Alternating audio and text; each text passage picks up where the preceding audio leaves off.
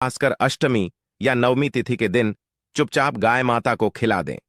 यह एक छोटी सी चीज, रोडपति भी होंगे, करोड़पति मिलेंगी, सभी संकटों और कष्टों से मुक्ति, मृत्युदंड, पितृदोष तुरंत हो जाएगा खत्म। आपके पितृ हो जाएंगे आपसे प्रसन्न और आपके घर में पूरे साल भर बने रहेंगे अन्न धन के भंडार। यूं कहे कि आपकी 7 पुश्तें तक करेंगी। रुपयों पैसों पर राज 7 पुश्तों तक बैंक बैलेंस बढ़ता चला जाएगा। सभी दुख दूर हो जाएंगे और सुख आपके पास आ जाएंगे। सुख आपके कदम चूमेंगे यदि आप यह एक छोटी सी चीज गाय माता को खिला देते हैं चैत्र नवरात्रि अष्टमी और नवमी तिथि के दिन। इतना दुर्लभ संयोग है पूरे 500 वर्षों के बाद। जी हां दोस्तों, यकीन मानिए, यदि आप इसे खास चीज को, छोटी सी चीज को चैत्र नवरात्रि के किसी भी दिन गाय माता को खिला देती है तो तत्काल गरीबी आपके जीवन से एक समाप्त हो गई, खत्म हो जाएगी। गरीबी का नामो निशान खत्म हो जाएगा, पितृ प्रसन्न हो जाएंगी। यह मान लेना, यदि आपके पितर आपसे प्रसन्न होंगे तो फिर आपको कुछ करने की आवश्यकता नहीं है। मित्रों को प्रसन्न करना है, इतनी दुर्लभ संयोग में है इस बार मधु में अवश्य। तो दोस्तों, यदि चाहते हैं कि जीवन से तत्काल गरीबी समाप्त हो, पितरों की आपके ऊपर कृपा बरसी, कभी भी अनंत धन की कमी आपके घर में ना हो, बैंक बैलेंस 7 वीडियो तक आपके घर में बना रहे, तो दोस्तों वीडियो को पूरा देखना। यकीन मानिए, यदि आप पूरा वीडियो देखेंगे तो आपको अवश्य ही लाभ मिलेगा और साथ साथ आपको माता रानी की कृपा तो प्राप्त होगी होगी आपको 33 कोटि देवी देवताओं को धारण करने वाली गौ माता की भी कृपा आपके और आपके परिवार के ऊपर संदेह बनी रहेंगी। दोस्तों, अपने और अपने परिवार के फायदे के लिए पूरा वीडियो देखना, क्योंकि पूरे 500 वर्ष के बाद बहुत ही दुर्लभ संयोग में है। इस बार चैत्र नवरात्रि में दोस्तों, गाय माता से जुड़े इन उपायों को बिल्कुल भी करना ना भूलें। जिस प्रकार इस वीडियो में हम आपको इन उपायों को बताएंगे, उसी प्रकार आपको यह उपाय करने हैं, तभी आपको 100% पूरा लाभ मिलेगा। पूरा फायदा होगा आपका और आपकी साथ।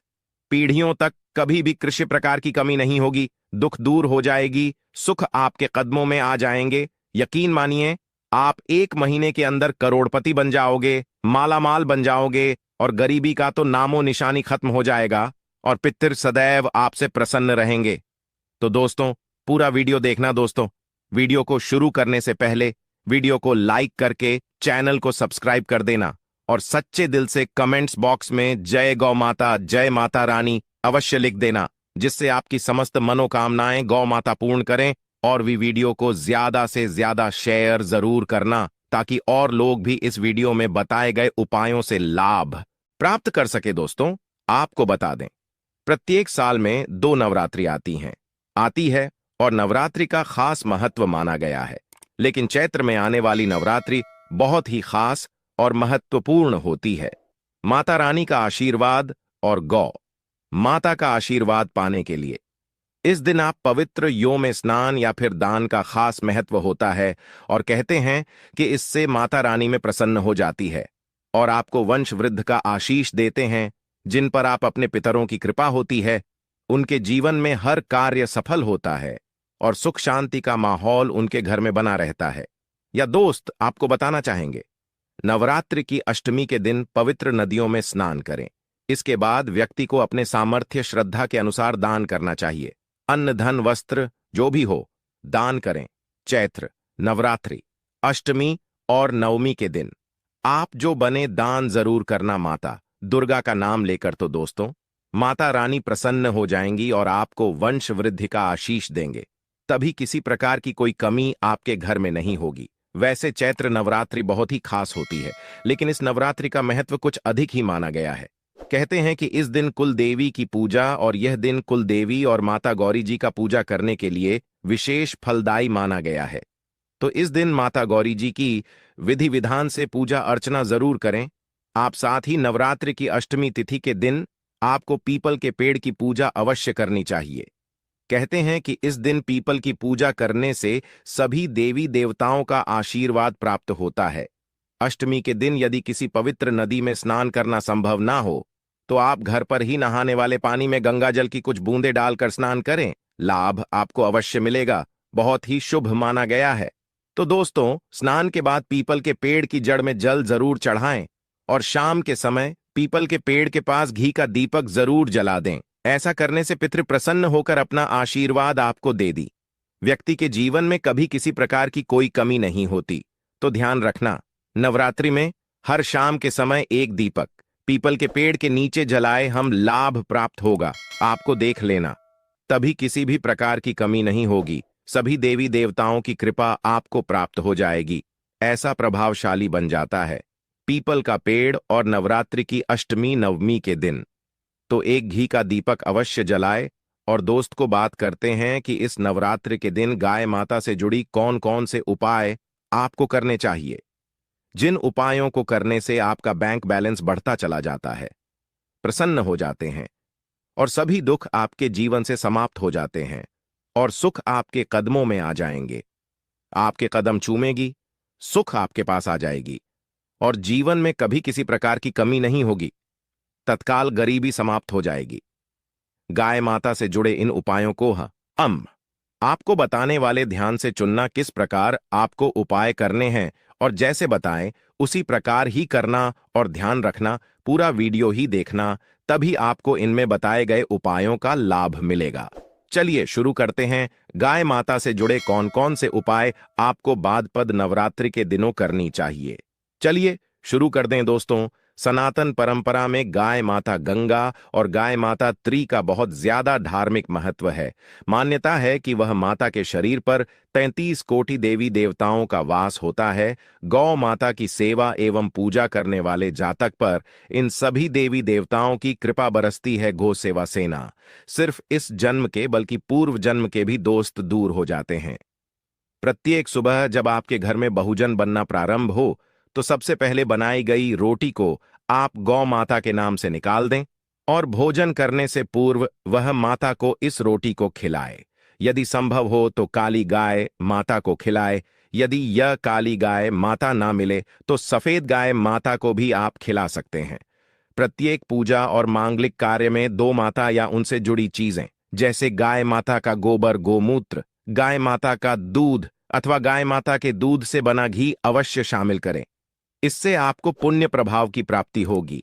सनातन परंपरा के अनुसार जिस घर में गाय माता होती है उस घर से जुड़े सभी वास्तु दोष स्वतः ही समाप्त हो जाते हैं। किसी भी पूजा में गाय माता से प्राप्त पंचगव्य युक्त पदार्थ का उपयोग अवश्य शामिल करें, क्योंकि पंचगव्य के बिना कोई भी पूजा पाठ और हवन सफल नहीं होता।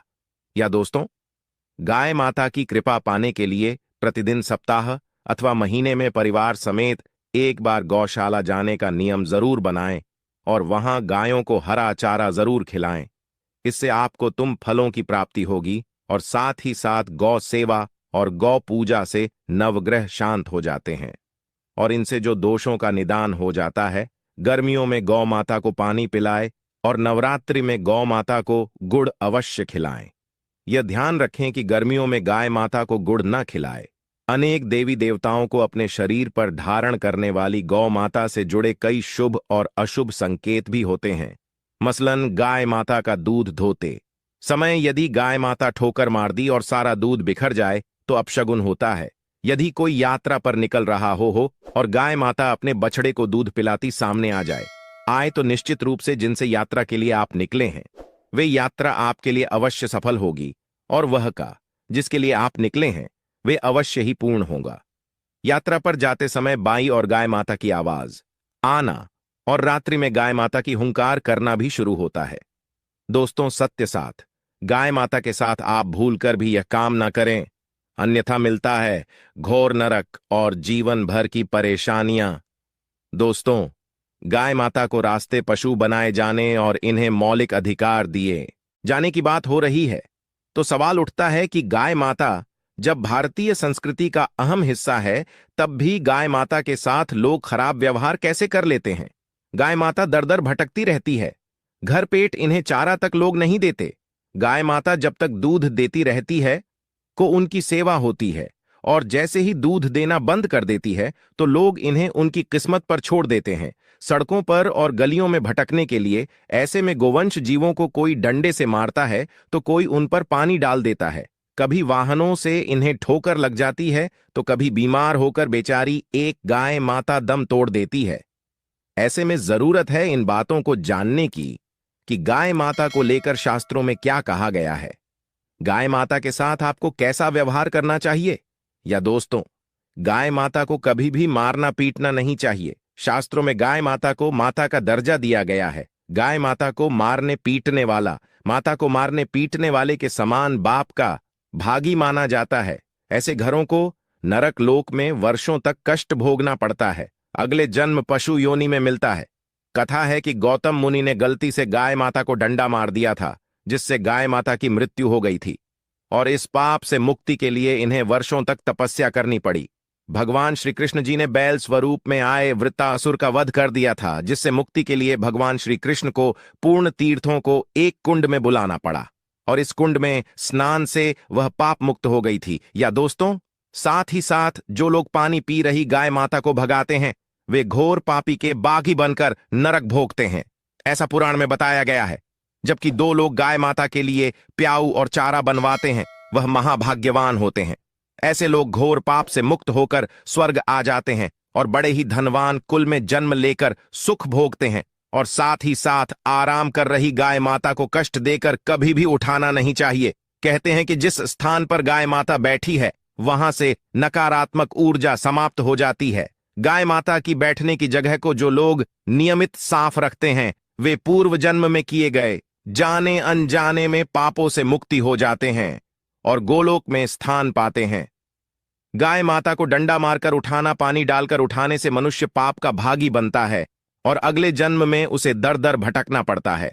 और साथ ही साथ शास्त्रों में बताया गया है कि गाय माता का दूध उसके बछड़े के लिए होता है। गाय माता का बचा हुआ दूध ही मनुष्य को लेना चाहिए, लेकिन कुछ लोग एक बार गाय माता को दोहो लेने के बाद फिर से बछड़े के लिए बचा हुआ दूध भी छूर लेते हैं।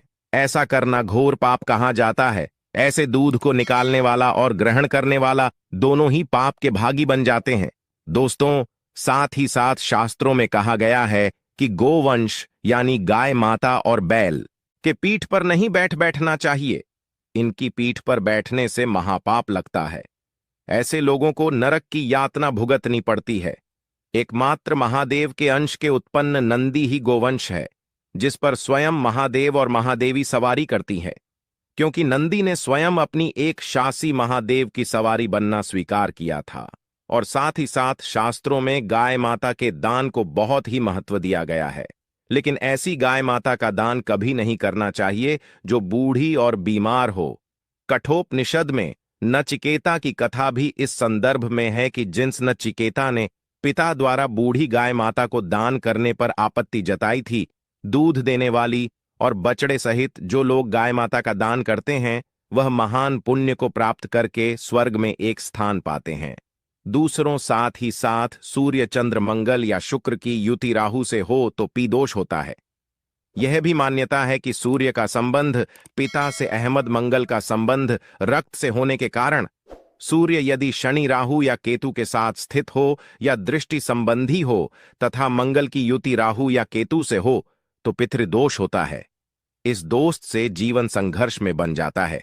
यदि पी दोष हो तो गाय माता को नवरात्रि के किसी भी दिन को रोटी गुड़ चारा आदि खिलाने से पीढ़ा दूर से समाप्त हो जाता है। साथ ही साथ देसी गाय माता की पीठ पर जो खुद को उबार होता है, वह बृहस्पति गुरु है।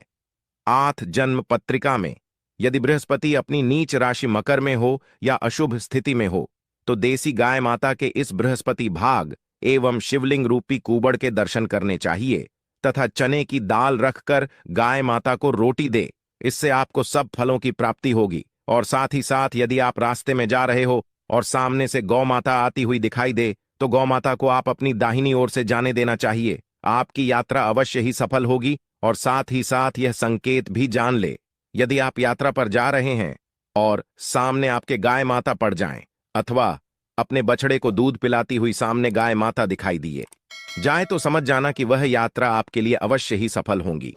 और साथ ही साथ जिस घर में गाय माता होती है उसमें वास्तु दोष स्वतः ही समाप्त हो जाता है। और साथ ही साथ आपको बता दें कि गाय माता को आप जो भी रोटी बनाएं, प्रतिदिन ताजी रोटी ही बनाएं। गाय माता को अगर आपने रोटी बनाई है तो कोशिश करें कि उस रोटी को आप तुरंत ही गाय माता को दे दें। अगर आप उस रोटी को रख देंगे और उस रोटी को अगले दिन देंगे तो वह रोटी बासी मानी जाएगी। गाय माता को कभी भी बासी रोटी ना दे, इससे घर में नकारात्मक ऊर्जा वास करती है और जो भी कार्य आपके बनने वाले होंगे वे कार्य भी आपके बिल्कुल भी नहीं बनेंगे। इससे आपके घर में हमेशा दर्द बढ़ता का वास रहेगा और आप जिस भी कार्य को करेंगे उस कार्य में आपको हमेशा असफलता ही हाथ लगेंगी। इसलिए कोशिश करें गाय माता को रोजाना ताजी रोटी बनाकर खिलाएं और रोटी को बिल्कुल ना रखें। बासी रोटी गाय माता को ना दें और साथ ही साथ सड़ी गली चीजें गाय माता को नहीं खिलानी चाहिए कि घर में कोई फल है, कोई सब्जी है, सो जाए वो लोग क्या करती है, गाय माता को खिला देती है। नहीं, ऐसा नहीं करना चाहिए।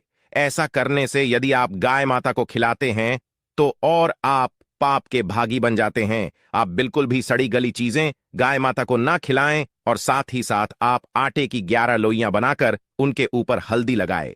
इसके बाद आप उन 11 लोई ओ को एक एक करके गाय माता को खिलाएं। प्रत्येक लोई को खिलाते समय गाय माता के सिंगोवाल गाय माता की परिक्रमा भी कर लें तो आपके समस्त कार्य होंगे। और साथ ही साथ आप गाय माता को जब भी रोटी दें, रोटी पर या तो आप थोड़ी हल्दी लगा लें या थोड़ा रख लें। अगर गुड़ ना हो तो आप थोड़ा मिश्री रख सकते हैं, थोड़ा घी रख सकते हैं। या दोस्तों, गाय माता को कभी भी सूखी रोटी ना खिलाए, सो रोटी रखें खिलाए, उस पर कुछ ना कुछ रख कर खिलाए। हल्दी रख ले, गुड़ रख ले, मिश्री घी, अब जो भी रख ले, मतलब खाली रोटी नहीं खिलानी है।